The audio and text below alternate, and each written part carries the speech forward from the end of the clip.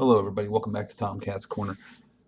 Sorry for that last video, it clipped off at the end. I'm still learning how to do this stuff, guys, so I guess I got to keep my videos a little bit shorter, at least for this OBS capturing software. For whatever reason, it started to bog down and clipped off at the end. You didn't miss much. I was just talking about where my ships moved to, and I think everybody got the basic gist of what I did with the first action segment for NATO. So we go into action segment 2, which I said is his turn. First and the second action segments, I had one initiative. I went, he goes. He chooses air. And as I stated before in the last video, this is the first mistake that I find that I made in this game. And there's quite a few that I make in this game throughout. Where you go, oh shit, why did I do that? But anyway, the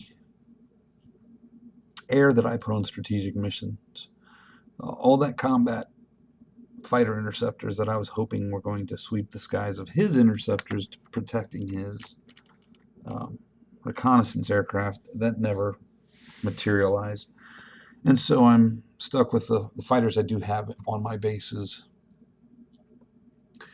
And it turns out to be not enough. So, again, I don't have a log file. As you can see here, these are grayed out. So, basically all we can do is look and talk about what happened here. His air launched. Didn't attack any surface vessels because he didn't have any surface vessels that he could attack because he didn't know where any of them were. I'm just randomly scrolling down the map here, but towards Indonesia. And so instead, he targeted my air bases. So over the air bases, you can have combat air patrols. We've talked about this already. And those air units are on the combat, are represented on the combat air patrol stations on the task force display here, right up here, or down this column, as you can see here. Anyway, out of Kamran, his fighters out of Car Nicobar flew down and met up with his bombers out of Kamran, and so then flew over Banda Aceh and attacked. So if we go here to the task forces here, over Banda Aceh, I had F5 interceptors. Okay, they're in the return to base column now because his fighters swept through first. We did a combat air mission or attack, and obviously the dice results ended in his favor with 1 step of damage. That's why you see the little explosion mark over my F5s.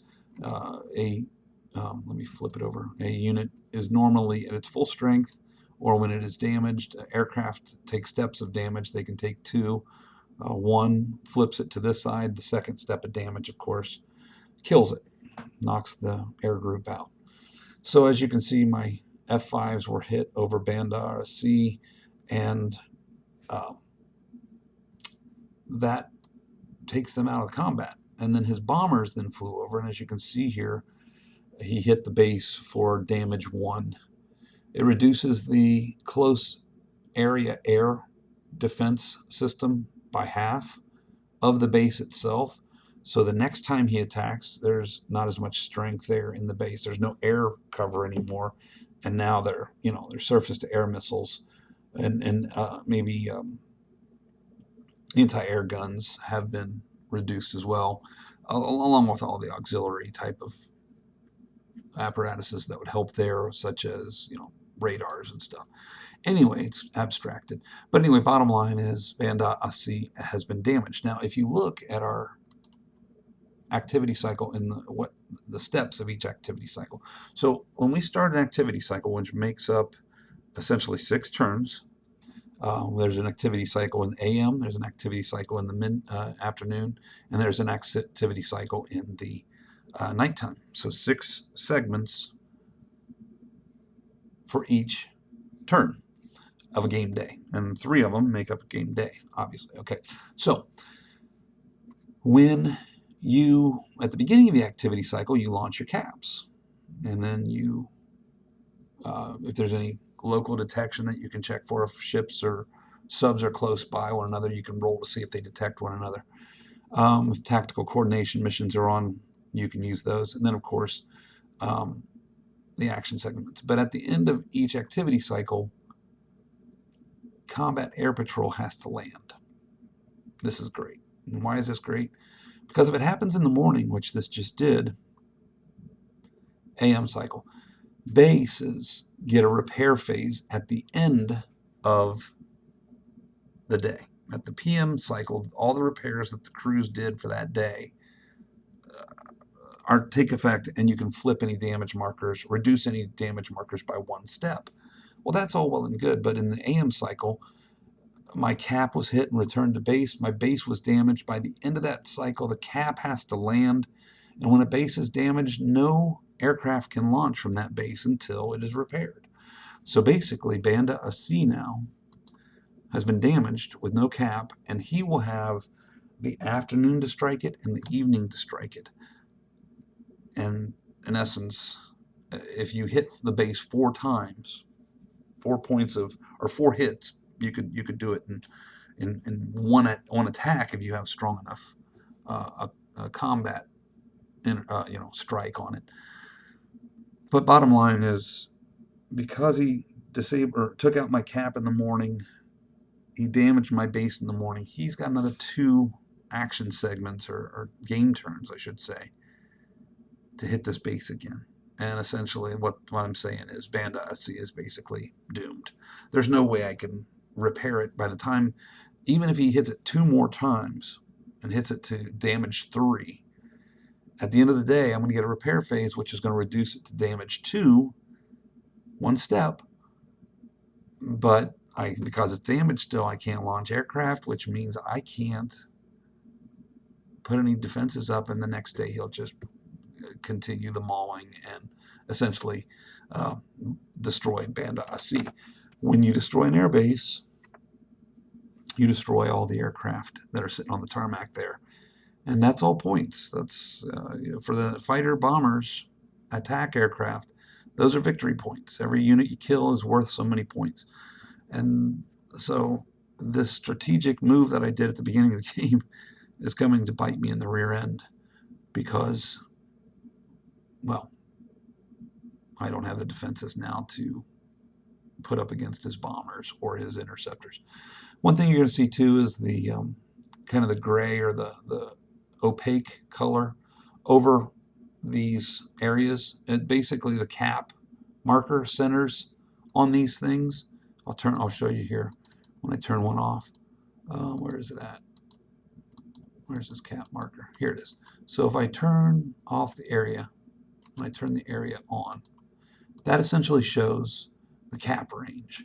So if anything flies into that red zone at any place, his combat air patrols can jump out and attack.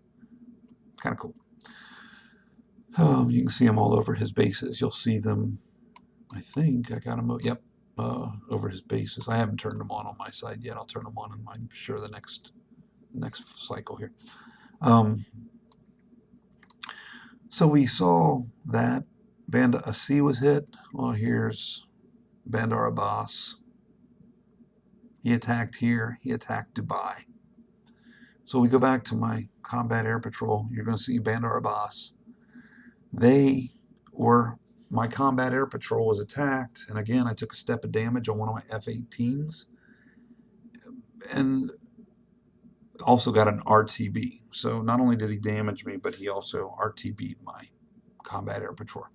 That can be good. It can be, it doesn't matter sometimes. But bottom line is, because they're RTB, they can't defend anymore, which means he had all of these bombers up here. He had bombers up out of, what is this? This is Baku. Out of Baku Tupolev 160s. He had bombers out of Esfahan with these Badger bombers. He had bombers out of Ashgabat, the Tupolev 22s, the backfire bombers. He had bombers out of, no bombers fortunately, out of Kerman. Bombers out of Kabul. So bottom line is he sent all these bombers in. His fighters swept in that he had in mass to protect, because I put all my stuff on strategic mission like a fool.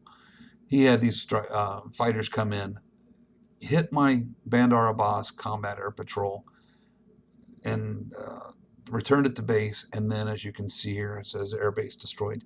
He proceeded to bomb that airbase into oblivion. And in the first game turn, the Soviet action cycle, he has effectively knocked out one of my air bases.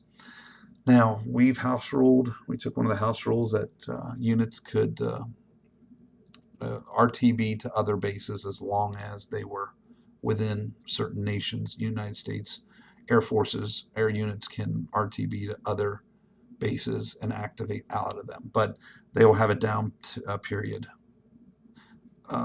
for the new base that they go to. The second thing he did here is he attacked over Dubai. Obviously didn't bomb it, but he did attack the Dubai combat air patrol. And I'm not seeing, yeah, right here, number 10. Well, it's here now. It's no longer on the map, because you're going to see here in his kills, he took out the first blood here. Took out my Mirages that I had over Dubai. Real great. That was a real spectacular first action segment for me, watching my bases getting hammered, crippled, and my aircraft being sent back home, RTB'd. What's worse is the ones out of Bandar Abbas now can't even land where they took off from. The aircraft that are on strategic missions that flew out of Bandar Abbas can't land there anymore. They all have to go to a new base, which means they're not going to be available for another 24 hours once they land. Normally in the Fifth Fleet rules, it's 8 turns. We limit it to 3, just because it just. So anyway, lost 2 bases. Well, one's knocked out, one was destroyed. Combat air patrols knocked out of the sky. And that was his first action segment. That was his first turn. We rolled for initiative, and the player that goes next is, I got to see here.